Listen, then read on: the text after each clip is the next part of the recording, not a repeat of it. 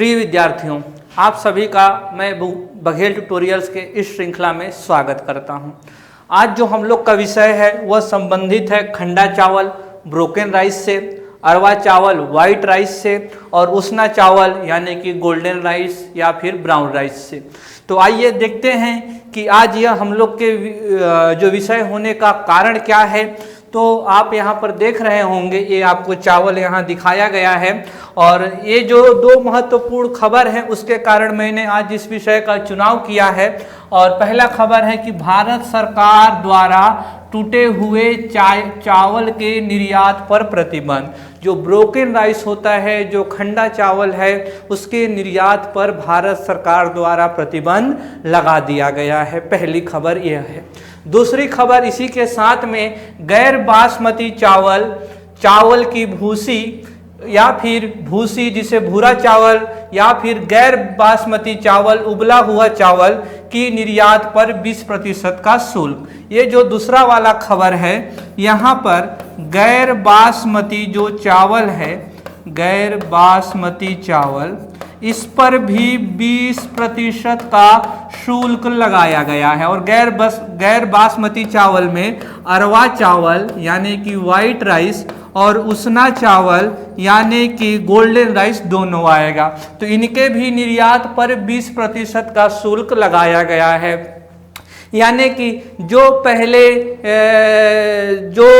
पहले कीमत थी इस अरवा चावल की और उसना चावल की, अब अंतर्राष्ट्रीय स्तर पर 20% बढ़ जाएगी। और जब ये 20% बढ़ जाएगी तो अंतर्राष्ट्रीय जो खरीदार होंगे, जो भारत से इस चावल की खरीदी करते होंगे, अब वो पीछे हट जाएंगे। तो इन दोनों निर्णय का क्या प्रभाव आएगा, क्योंकि यह संबंध छत्तीसगढ़ से भी है, क्योंकि छत्तीसगढ़ से भी व्यापक मात्रा में बासमती और गैर बासमती चावल का निर्यात होता है। छत्तीसगढ़ से भी कई ट्रकें आंध्र प्रदेश के बंदरगाह से वापस आई हैं। तो इसीलिए यह छत्तीसगढ़ लोक सेवा आयोग की परीक्षा की दृष्टि से महत्वपूर्ण हो जाता है। तो आइए इसको हम लोग दो भाग में समझेंगे। पहले टूटे हुए चावल के निर्यात पर प्रतिबंध लगाया गया है, तो टूटा हुआ चावल क्या है और प्रतिबंध क्यों लगाया गया है। गैर बासमती चावल में हम लोग अरवा और उसना चावल को जानेंगे और इस पर भी प्रतिबंध क्यों लगाया गया है, इसको भी हम लोग जानने का प्रयास करेंगे। तो यहाँ पर आप देख रहे हैं टूटे हुए चावल। तो टूटा हुआ चावल क्या होता है, पहले तो हम लोगों को यही जान लेना होगा। टूटे हुए चावल को खंडा चावल भी कहते हैं और इसको अंग्रेजी की भाषा में ब्रोकन राइस कहते हैं, ब्रोकन राइस। तो अगर इस टूटे हुए चावल का परिभाषा बनाने की प्रयास की जाए तो हमें क्या मिलेगा तो भंडारण, जब इसको सुखाया जाता है, जब इसका परिवहन किया जाता है, तो भंडारण, सुखाने, परिवहन इत्यादि प्रक्रम में विखंडित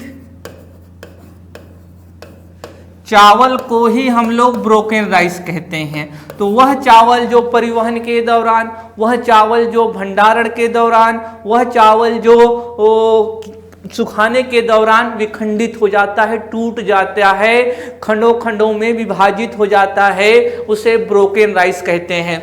यहाँ एक बात गौर करने की है, ये जो ब्रोकन राइस है यह डिफेक्टिव नहीं है, यह डिफेक्टिव नहीं है, यह केवल यानी कि खराब नहीं है, यह केवल फ्रेगमेंटेड है, यानी कि विखंडित है। यानी कि तो जो गुण पूर्ण चावल में होते हैं वही गुण इस विखंडित चावल में भी होंगे, कोई अंतर नहीं है, बस यह टुकड़ों में बंट गया है। तो ध्यान रखिएगा, जो ब्रोकन राइस है फ्रेगमेंटेड होता है, न कि डिफेक्टिव होता है। और ब्रोकन, और कैसे वह टूट गया, कैसे विखंडित हो गया, तो परिवहन के दौरान, सुखाने के दौरान और भंडारण के दौरान। तो आप अगर समझ गए होंगे ब्रोकन राइस को, तो आइए हम लोग देखते हैं ये जो ब्रोकन राइस है इसका महत्व क्या है।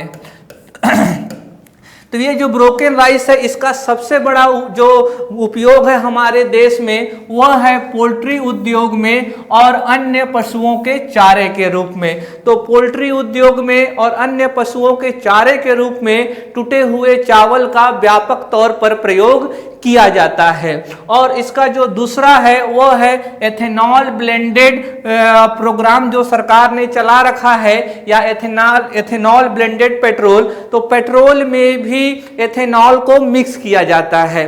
क्यों किया जाता है? ताकि जब पेट्रोल का दहन हो कंबस्टन इंजन में तो उससे निकलने वाली जो हानिकारक गैसें हैं उनकी मात्रा कम हो। और ये एथेनॉल कहाँ से बनता है? तो इसके बनने के तो कई सोर्स हैं, लेकिन एक सोर्स यह विखंडित चावल भी है।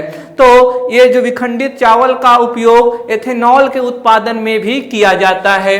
तीसरा है चावल आटे के निर्माण में। तो चावल आटे के लिए भी इसी विखंडित चावल का प्रयोग किया जाता है। शराब उद्योग में तो शराब के निर्माण में भी विखंडित चावल का प्रयोग किया जाता है। आगे है खाद्य पदार्थ के रूप में। खाद्य पदार्थ के रूप में उपमा के बनाने में इसका प्रयोग किया जाता है।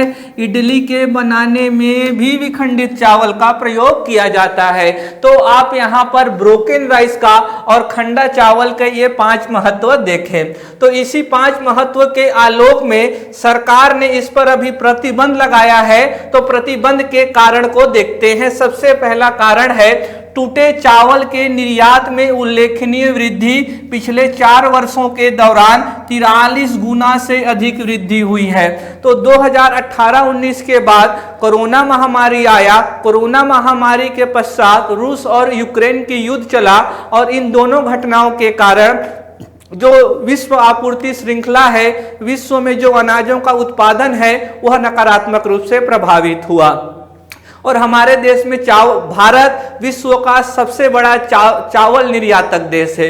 विश्व का 40% जो चावल निर्यात होता है वह भारत करता है। तो ये आप देख रहे हैं कि बहुत ही ज्यादा वृद्धि हुई है। और इसमें जो सबसे अधिक अगर चावल कहीं गया है तो वह चीन है। तो जब ये जो चावल है वो बाहर चले जा रहे हैं, देश के बाहर, जब देश के बाहर चले गए तो जो देश के अंदर मांग है और देश के अंदर आपूर्ति, तो आपूर्ति इसकी देश के अंदर कम हो जाएगी, मांग तो उतनी है।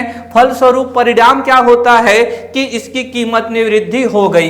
इसकी कीमत 16 रुपए से बढ़कर 22 रुपए प्रति किलो तक पहुंच गई। और जब इसकी कीमत 16 से 22 रुपए तक हो जाएगी तो जो पोल्ट्री फार्म है या अन्य पशुओं के रूप में इसके चारे का प्रयोग करते हैं तो उनका लागत बढ़ेगा। जो पशुपालन होता है वहां चारे का लागत सबसे अधिक होता है। अगर पशुपालन का समग्र लागत को देखें तो उसका जो 60% लागत आता है वह चारे के रूप में भी आता है। तो अगर निर्यात ज्यादा होगा तो घरेलू आपूर्ति कम हो जाती है, और घरेलू आपूर्ति कम होती है और उसका परिणाम होता है उसकी कीमत में वृद्धि। जैसे यहाँ 16 से 22 हो गया, जब इसकी कीमत यहाँ बढ़ जाएगी तो पशुओं के चारे की जो लागत है वो बढ़ेगी। फलस्वरूप क्या होएगा कि जो मांस होएगा, अंडा होएगा और दूध होगा वो भी महंगा हो जाएगा।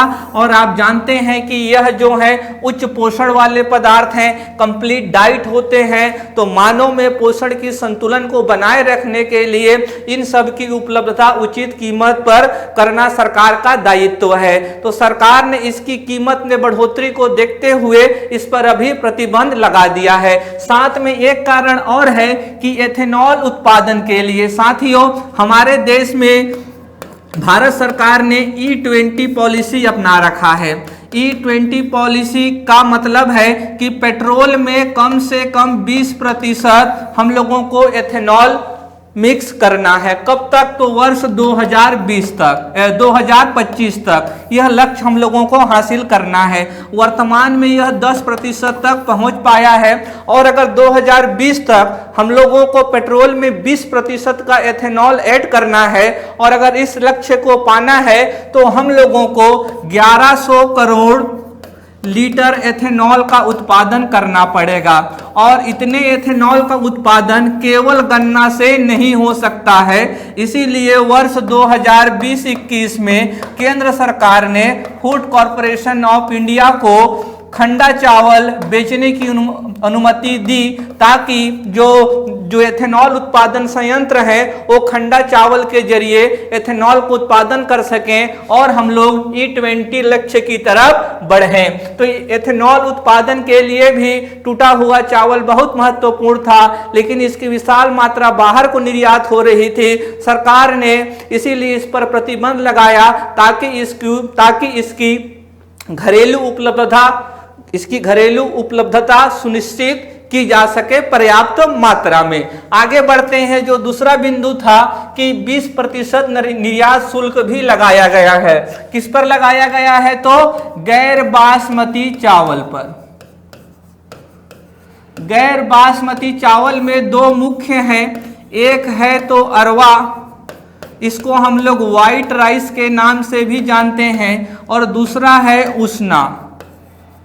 उसना यानी कि इसको हम लोग ब्राउन राइस से जानते हैं या फिर गोल्डन राइस के नाम से भी जानते हैं, और इसको हम लोग प्री बॉइल्ड राइस भी कहते हैं। तो इसके 3 नाम हैं। ये जो अरवा है, अरवा का मतलब है कि धान से सीधे चावल प्राप्त कर लेना।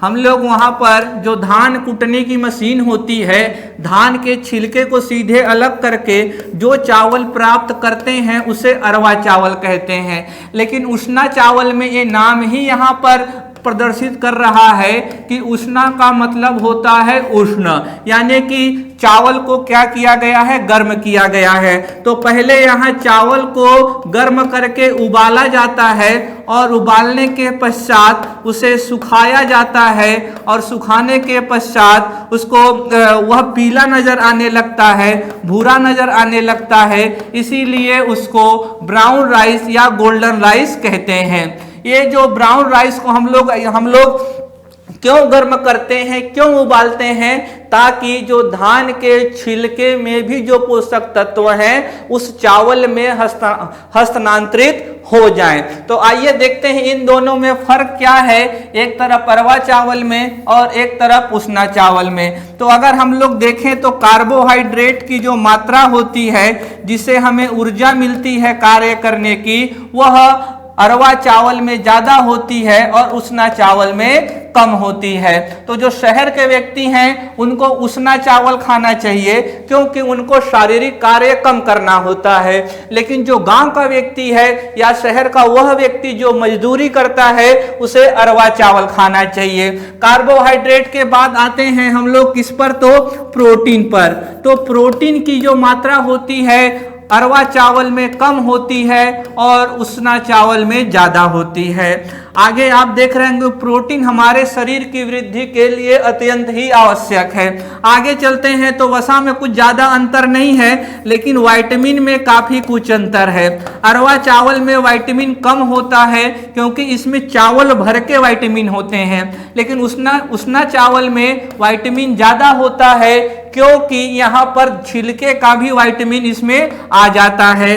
बात करें किसकी? तो फाइबर की। तो फाइबर भी यहाँ कम होगा, यहाँ भी फाइबर ज्यादा होगा, छिलके वाला भी आ गया होगा। और बात करें किसकी? तो खनिज तत्वों की या फिर पोषक तत्वों की, वो भी उसना चावल में कम होती है और अरवा चावल में कम होती है और उसना चावल में ज्यादा होती है। तो ये वाली जो है यह अरवा चावल को प्रदर्शित कर रहा है और यह कर रहा है उसना चावल को। तो आप देख रहे हैं कि एक ही मामले में केवल पीछे है उसना चावल कार्बोहाइड्रेट के मामले में। तो शहर के व्यक्ति को उसना चावल खाना चाहिए और गांव के व्यक्ति को अरवा चावल खाना चाहिए।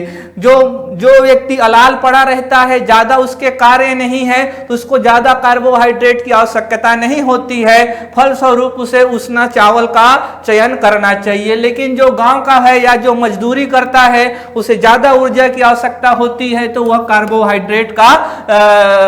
कार्बोहाइड्रेट से युक्त अरवा चावल का चयन कर सकता है। तो अरवा और उसना चावल के निर्यात पर भी 20% का शुल्क लगा दिया है। यानी अगर पहले इसकी अंतर्राष्ट्रीय कीमत 100 रुपए रही होगी तो वह अब 120 हो जाएगी। तो जो अंतर्राष्ट्रीय खरीदार होंगे बोलेंगे पहले तो 100 में दे रहे थे, अब 120 में दे रहे हो तो हम आपसे नहीं मिलेंगे। और जो भी एग्रीमेंट हुए थे वो कैंसिल हो गए और ट्रक यहाँ आ रही है, वापस आ रही है। सरकार ने ऐसा क्यों किया? क्योंकि इस वर्ष जो खरीफ फसल का रकबा है धान का, वह गया है नीचे।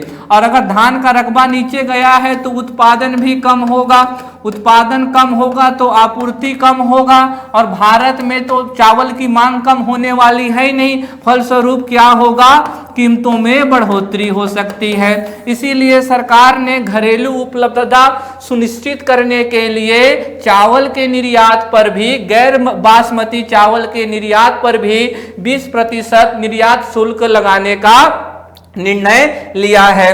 तो साथियों, ये आप समझ पाए कि क्यों टूटे हुए चावल के निर्यात पर प्रतिबंध लगाया गया है और गैर बासमती चावल के निर्यात पर 20% का शुल्क लगाया गया है। अगर टूटे हुए चावल पर प्रतिबंध नहीं लगाया जाता तो एथेनॉल के उत्पादन में संकट उत्पन्न हो जाती और पोल्ट्री और जो अन्य पशु चारे हैं बहुत महंगे हो जाते। परिणाम होता दूध, मांस, अंडा भी महंगा हो जाता। और ये जो चावल है गैर बासमती चावल पर क्यों लगाया गया? क्योंकि इस वर्ष धान का उत्पादन कम होने की उम्मीद है, क्योंकि इस वर्ष जो मानसून रहा है वो भी काफी उलट पलट ही रहा है। तो उत्पादन कम हो सकता है और उत्पादन कम होने का परिणाम होगा आपूर्ति भी कम होगी, और आपूर्ति कम होगी तो कीमत तो बढ़नी ही बढ़नी है।